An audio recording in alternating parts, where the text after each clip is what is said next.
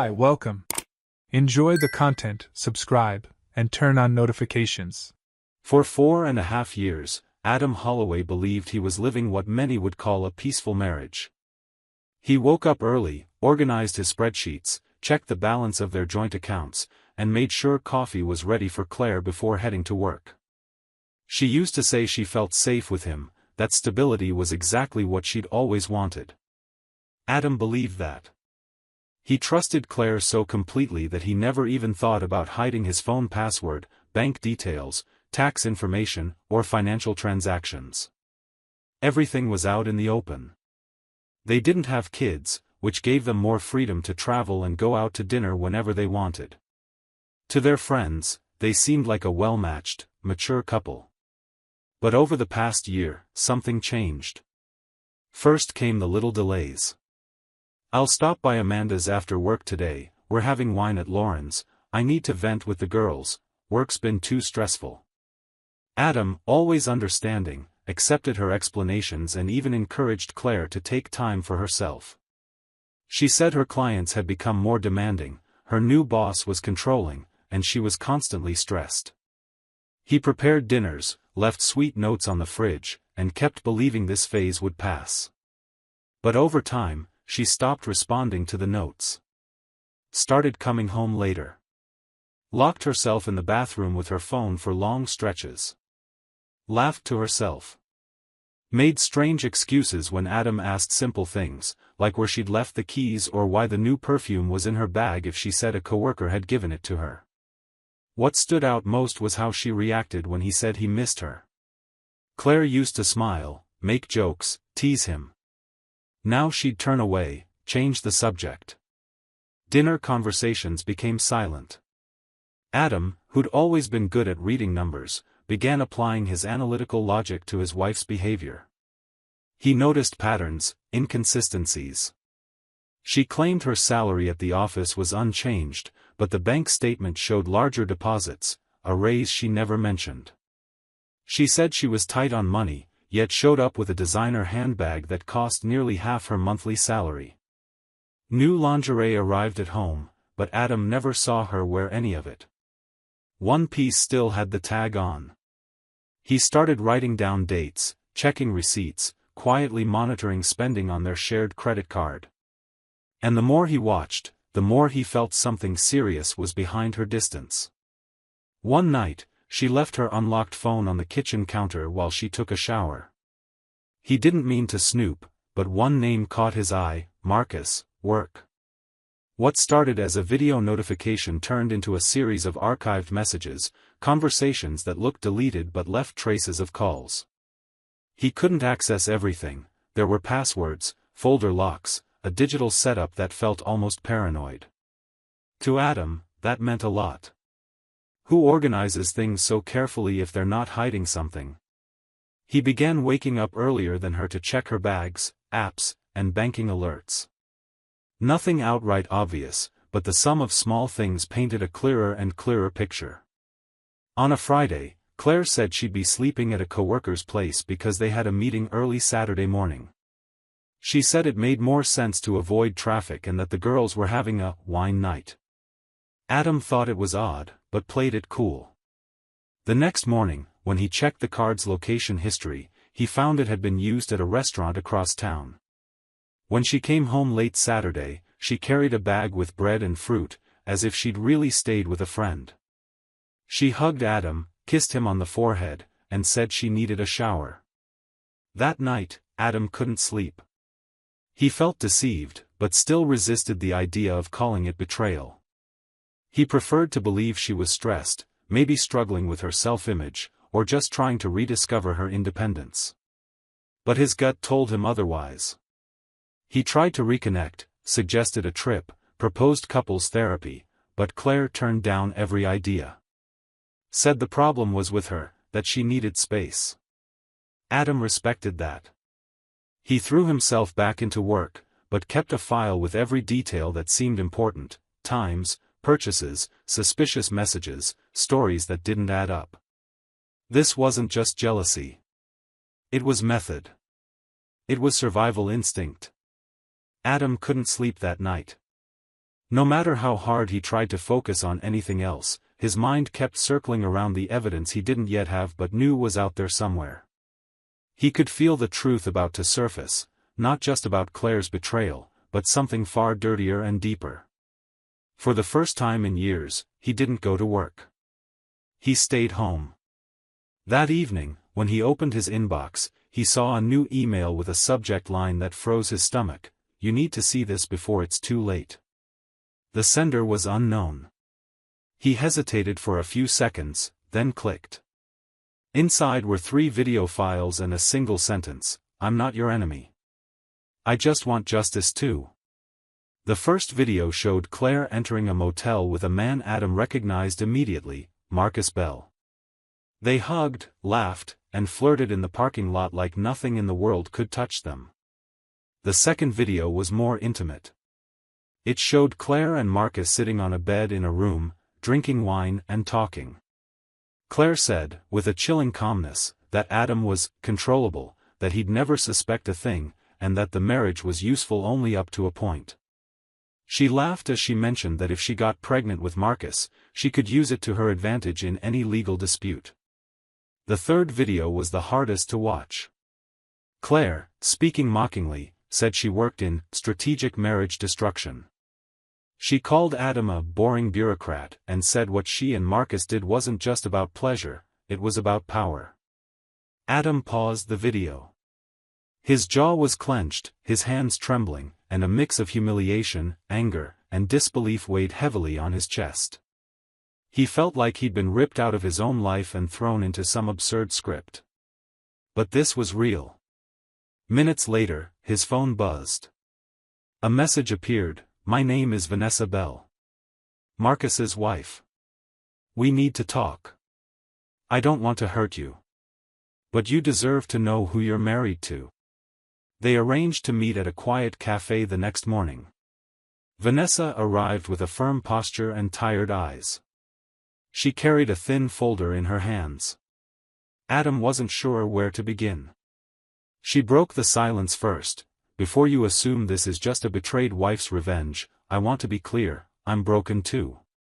But I went after the truth. And now I want you to see what I found." Vanessa said she'd suspected her husband for months.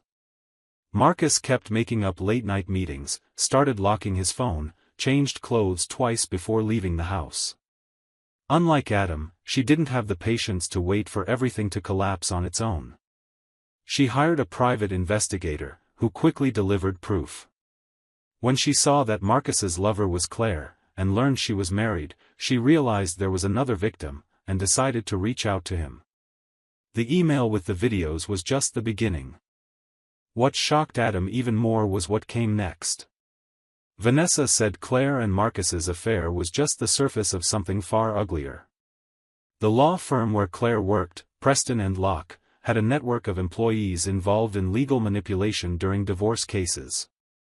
And it wasn't isolated. According to Vanessa's investigator, some lawyers at the firm encouraged staff to seduce spouses of wealthy clients, gather intimate information, plant it in legal documents, and use it to destroy the other party's reputation.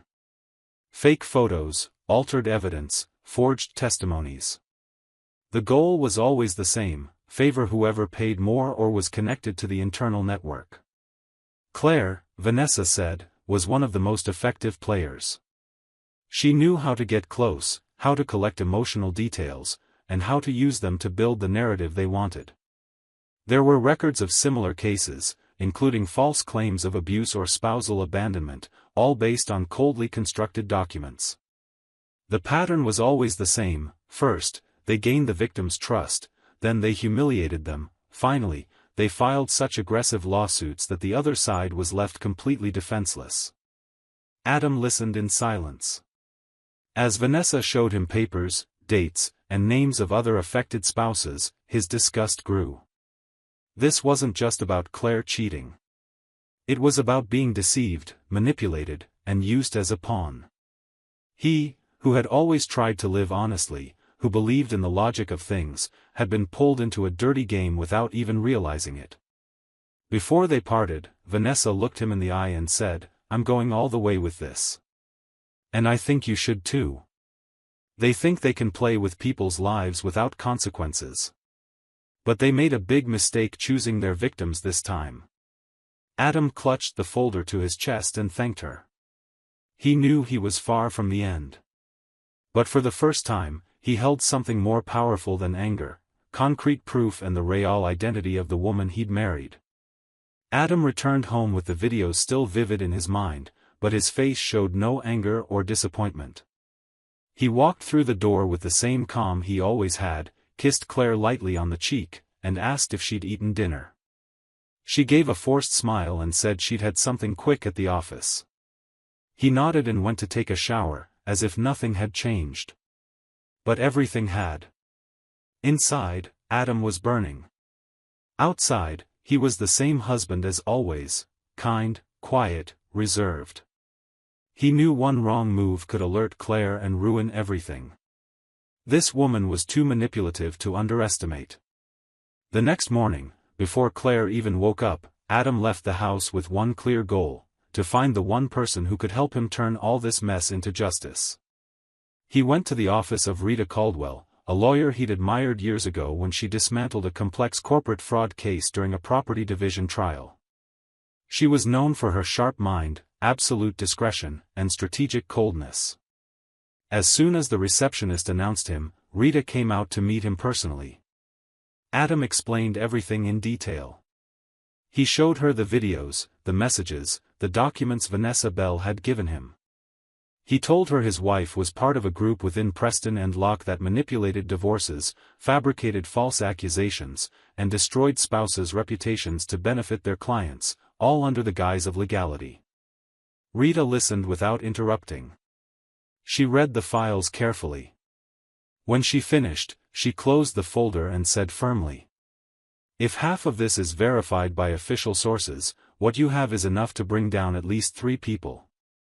But before we drop the bomb, we're going to protect everything that's yours." She began laying out a plan. The first step was protecting Adam's assets by moving part of his wealth into a new legal account linked to an inactive company he already owned. That would prevent Claire from freezing funds if she felt threatened. Then, she instructed Adam not to change his behavior toward her at all. It was crucial that she kept thinking he was unaware, vulnerable, naive. Only then could they gather uncontaminated evidence. Adam returned home with clear instructions: start recording conversations, take screenshots of text messages, and monitor Claire's financial behavior. Everything had to be documented. Their home became a silent surveillance zone. For example, on a Monday, Claire said she was going to the doctor. Adam checked the shared location and saw she spent 3 hours in a commercial district near a cafe where Marcus often worked on home office days. He didn't say anything. Made pancakes for dinner. Waited for her to come home. Said he missed their time together. She responded with a kiss on the shoulder and an excuse about being mentally drained. Another night, she left her laptop open on the table. Adam quickly scanned the open tabs. One was a legal forum titled, "Advantages in Claiming Emotional Abandonment." Another was an internal office group chat between Claire and someone named Howard, who Adam later recognized as a partner at Preston and Locke. The messages used technical terms, but it was clear they were preparing something big. Adam took photos of the screen with his phone and saved them in an encrypted folder, as Rita had advised. Days passed with Claire growing more distant physically, yet calm, as if everything were under control. And that was exactly what Adam wanted. He wanted her to laugh, to mock, to keep believing she could knock him down as easily as deleting a message. The plan was in motion. And no one knew, except him, Rita, and Vanessa. What Claire didn't realize was that with every new lie, every meeting with Marcus, every flimsy excuse, she was digging her own grave deeper. And Adam just smiled, took care of the house, and coldly planned the day she wouldn't be able to escape. Claire left for work like always.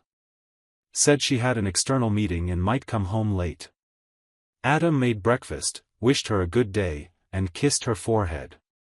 She smiled, thanked him, and left calmly. She had no idea that this seemingly normal routine was about to collapse. As soon as she walked out, Adam sent the pre-arranged message to Rita, "All set. Start the protocol." The reply came in under 2 minutes, "It ends today." Hours earlier, Rita had finalized the complete dossier with all the collected evidence, videos, messages, screenshots, bank statements, suspicious transactions under Claire's name, and her connections to Marcus and partner Howard. The material had already been sent to the prosecutor, who, given the volume of evidence and the clarity of the criminal scheme, authorized immediate action. Preston and Locke was too big to fall quietly. Police would accompany the execution of search and seizure warrants, with special attention to Claire Holloway, Marcus Bell, and Howard Lamont. While everything unfolded in the legal world, Adam stuck to his routine. He washed the breakfast dishes, organized a few spreadsheets, and, as planned with Rita, left home at his usual time. He drove to the accounting firm where he worked, but stayed in his car, parked, waiting for the call that would change everything. His phone rang. The detective's voice was dry and direct, "It's happening now." The Preston and Locke office was raided by a team from the prosecutor's office, accompanied by investigators specializing in crimes against justice. Phones were seized, computers sealed, documents carried away in locked boxes. Claire was at her desk, laughing with a coworker, when her name was called. She raised her hands, surprised, and asked what was going on. An officer read the formal charges aloud: conspiracy, procedural fraud, emotional extortion for financial gain. Her expression changed instantly. There was no time to deny anything. They already knew everything. Marcus tried to intervene but was also handcuffed. Howard, the partner, claimed he wasn't involved in any scheme, but investigators already had copies of emails directly implicating him. The whole structure collapsed in under 30 minutes. Claire's name, once limited to internal memos and petitions, was now central to a criminal investigation that could lead to preventive detention and a multi-million-dollar civil lawsuit. Rita had told Adam not to go near the building. Everything had to follow legal protocol. But he watched from a distance, on his phone screen, through a live stream someone from a neighboring building had started. Office employees were evacuated. Claire walked out dazed, handcuffed, being led away from the place where she'd believed she was untouchable. That night, Adam came home to find the kitchen exactly as he'd left it. Claire's coffee cup with lipstick was still on the table. Her phone, seized by the investigation team along with other devices, was gone. Her car remained parked in front of the firm, as if she'd just stepped out for a quick meeting. But at that moment, Claire was in an interrogation room. A few hours later, Adam received her first call. Her voice was shaky, more from panic than guilt. She asked if he knew what was happening. Said she needed his help. Tried to say it was all a misunderstanding, that she knew nothing. He listened in silence. When she asked if he could talk to someone for her, Adam replied firmly, "I'm just trying to understand who I've been married to all these years." Then he hung up. 2 days later, she showed up unexpectedly at his house. She was out on bail but under court restrictions, wearing an electronic ankle monitor and banned from approaching the office until the investigation concluded. She begged to come in. Said she needed to talk, to explain, that everything had spiraled out of control. Adam let her in. She was shaking. Crying. Tried to hug him. Said she loved him, that Marcus and Howard had pressured her, that she didn't know how to get out. Tried to explain the videos. Said she was confused, that she said those things because she felt insecure in the marriage, that it was just provocation. Adam listened until the end. Sitting, eyes fixed on her, he asked if she'd ever thought about the consequences. If, at any moment while laughing with Marcus in motels, she remembered who paid for the house, the plans, the dreams. Claire went silent. Said she was sorry. That she'd do anything to fix it. That she'd leave the firm, hand over evidence against her colleagues. Said he just needed to withdraw the complaint. That she couldn't handle going to jail. That she didn't want to destroy her own life. He stood up, opened a folder on the table and placed it in front of her. It was the initial divorce petition, with all evidentiary attachments. He said that even if he wanted to, it had already gone too far. The prosecutor wasn't acting on a betrayed husband's grudge. This was an organized scheme. And now it was public. Claire held the papers with trembling hands. She dropped to her knees, crying. Begged for forgiveness. Said she'd do anything to turn back time. Adam just watched. And for the first time in a long while, he felt peace. Claire got up, handed back the papers, and left. He closed the door and, in that moment, knew the marriage had ended long before the facade fell. She was just finally reaping what she'd sown. And he, at last, was starting to live again. The divorce was finalized in under 4 months. The judge reviewed the documents Rita had submitted and recognized the severity of the situation, both personally and legally. The assets Claire assumed she'd easily split remained mostly with Adam. The house, investments, part of the movable property, and the private pension plan she didn't even know he had, all stayed with him. The ruling considered clear bad faith, signs of fraud, and the emotional toll Adam had endured while being deceived. Claire left with the bare minimum, a modest car, a frozen account, and a tarnished record. Even after the final ruling, criminal investigations continued. Howard was formally indicted. Marcus struck a plea deal and handed over internal office documents in exchange for a reduced sentence. Claire tried the same, but because her involvement was both emotional and operational, and because the videos of her mocking victims and suggesting manipulations were part of the case, the deal was rejected. The prosecution argued she acted with full awareness and clear intent to harm. The charges against her weren't dropped. Claire Holloway's name ended up in local news, legal websites, and even lawyer discussion forums. She became a symbol of the kind of professional the justice system was tired of protecting. Adam followed everything from a distance. He'd returned to his work routine, avoided discussing the case with coworkers, and focused on rebuilding. He wasn't seeking revenge. He just wanted to preserve the dignity that had nearly been stripped from him. He started going to the gym in the mornings, picked up the guitar again on Saturday nights, and reconnected with old friends he'd drifted from during the marriage. His life didn't get better overnight. There was exhaustion, memories, emotional echoes. But there was also a kind of silence that brought comfort, the silence of truth exposed, of a clear conscience, of the end of a lie he never created. One day, while organizing old documents in the basement, he found a box of letters and photos from when he and Claire first got together. Inside were love declarations, handwritten plans, sketches of a future house, even a list of baby names they might have used someday. It hit him in an unexpected way, not with nostalgia, but with the realization of how deeply someone could change, to the point of using love as a weapon. He put everything back, locked the box, and left it where it was.